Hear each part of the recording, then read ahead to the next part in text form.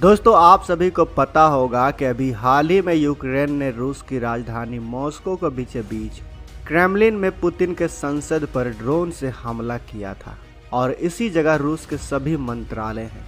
यहीं पर घुसकर यूक्रेन ने ड्रोन की मदद से पुतिन को मारने की साजिश रची थी, जिसके बाद पूरी दुनिया हैरान है कि आखिर यूक्रेन के ड्रोन्स रूस की राजधानी में पहुंचकर उसके संसद पर हमला कैसे कर सकते हैं, क्योंकि जिस जगह पर यह हमला किया गया वहां पर दुनिया का सबसे घातक और advance air defence system S-500 Prometheus और S-400 को तैनात किया गया है।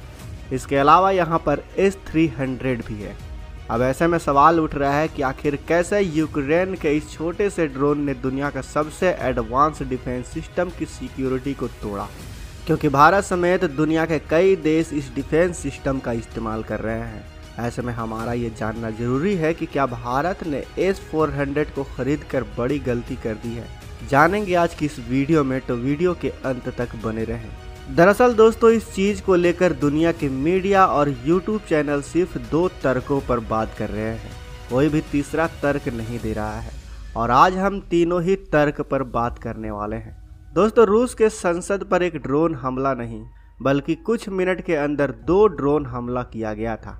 अब पूरी मीडिया में ही यह बात चल रहा है कि उस रात यूक्रेन ने एक बार नहीं बल्कि 2 बार S-400 और S-500 की सुरक्षा कवच को तोड़ा था और ये यूक्रेन के ड्रोन का कुछ नहीं बिगाड़ पाए। अब इसके पीछे 2 तर्क दिए गए। पहला ये कि यह हमला यूक्रेन ने नहीं किया था, यह हरकत खुद रूस ने ही की थी ताकि उसे दुनिया में सिंपैथी मिल सके और वह यूक्रेन की राजधानी पर हमला कर सके।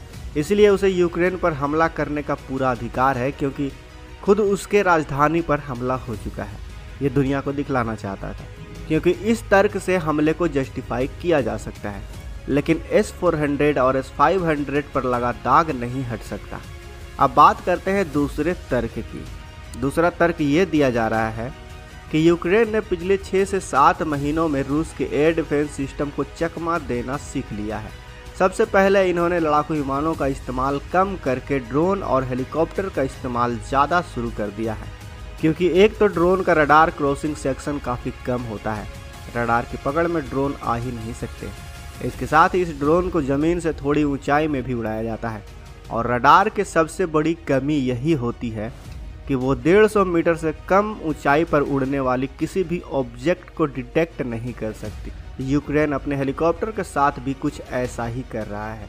यह अपने हेलीकॉप्टर को ज़मीन से लगाकर उड़ा रहा है ताकि रडार वेब से इन तक पहुंच ही ना पाए। इसी वजह से डिफेंस सिस्टम इन्हें ट्रैक नहीं कर पा रहे हैं। कहा जा रहा है कि इसी रणनीति से यूक्रेन इतना बड़ा हमला करने में सक्षम रहा। लेकिन अब बात करते हैं S-400 और S-500 पर उठने वाले सवाल की। तो हो सकता है कि रूस ने खुद ही ये हमला किया हो ताकि पूरी दुनिया से सिंपैथी हासिल की जा सके। ये बिल्कुल गलत है, क्योंकि आप ही सोचिए, जो अमेरिका और नाटो देशों द्वारा लगाए गए प्रतिबंधों से नहीं डरा, साथ ही वो खुलकर अमेरिका को धमकी दे चुका है कि अगर किसी भी देश ने अपनी सेना की मदद से यूक्रेन की मदद की तो उस देश को भी परमाणु बम से उड़ा दिया जाएगा। अब ऐसा देश जो किसी भी देश से डरता नहीं है, उसे किसी भी देश की सिंपैथी की ज़रूरत नहीं हो सकती। अपने आप पर हमला क्यों करेगा रूस। अब रही S-400 और S-500 की सिक्योरिटी ब्रीच की, तो ये पहली बार नहीं जब S-400 की रक्षा कवच टूटी हो। आपको बता दूं कि पिछले 5 से 6 महीनों में कई बार ऐसा हुआ है जब S-400 की रक्षा को ब्रीच करके रूस के रणनीतिक इलाकों पर हमला किया गया हो। उदाहरण के लिए रूस का क्रीमिया ही ले लीजिए, जहां पर रूस का सबसे बड़ा पोर्ट है और यहां पर रूस का सबसे बड़ा नेवल बेस भी है। अब से 15 दिन पहले यूक्रेन के ड्रोन ने समुद्र को पार करके रूस ने जहां पर तेल को स्टोर करके रखा था उस पर हमला किया था और इसकी सुरक्षा S-400 डिफेंस सिस्टम के ही हाथ में थी। अब हम आपको इसका तीसरा तर्क भी बताते हैं। दोस्तों आपने गौर किया होगा कि जहां जहां S-400 और S-500 तैनात हैं वहां पर यूक्रेन ने ड्रोन से ही हमला किया है। आखिर क्यों? क्योंकि यूक्रेन को अच्छे से पता है कि रूस चाह कर भी अपने S-400 और S-500 की मिसाइलों से उसके ड्रोन को नहीं मारेगा, क्योंकि S-400 और S-500 डिफेंस सिस्टम की मिसाइलों की कीमत काफ़ी ज़्यादा है। ऐसे में 2000 रुपये के ड्रोन के लिए वो मिलियंस ऑफ डॉलर की मिसाइल का इस्तेमाल नहीं करेगा। उदाहरण के रूप में आप मान लीजिए कि पाकिस्तान का एक ड्रोन भारत की सीमा में घुस चुका है। अब भारत उसे तबाह करने के लिए ब्रह्मोस या अग्नि 5 का इस्तेमाल तो नहीं करेगा। इसी वजह से पूरी दुनिया लेज़र वेपन पर काम कर रही है। अगर रूस इन ड्रोन्स को मार गिराने के लिए S-400 और S-500 की मिसाइलों का इस्तेमाल करते हैं तो उसे बेवकूफ़ी कहा जाएगा। तो ये जो दुनिया भर की मीडिया कह रही है कि रूस का S-400 और S-500 बेकार है, तो ये बिल्कुल गलत है। इन दोनों मिसाइलों को फाइटर जेट और बैलिस्टिक मिसाइल को रोकने के लिए बनाया गया है। अब ऐसे में ड्रोन्स को मार गिराने के लिए इनका इस्तेमाल करना यानी एक चींटी को मारने के लिए हाथी का इस्तेमाल करने के बराबर है।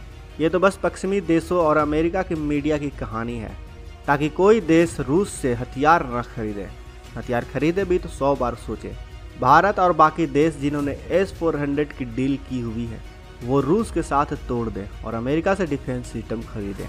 तो दोस्तों, आपको इन तीनों तर्कों में से सबसे सटीक तर्क कौन सा लगा, हमें कमेंट बॉक्स में वैसे बताएं। वीडियो अच्छी लगी हो तो वीडियो को लाइक करें, अपने दोस्तों के साथ शेयर करें, और अगर आपने अभी तक इस चैनल को सब्सक्राइब नहीं किया है तो इस चैनल को भी सब्सक्राइब कर लें। साथ ही बगल में जो बेल आइकन का बटन है उस पर ऑल पर भी क्लिक कर लें, ताकि हमारी आने वाली वीडियो को आप मिस ना कर सकें। मिलते हैं अगले वीडियो में।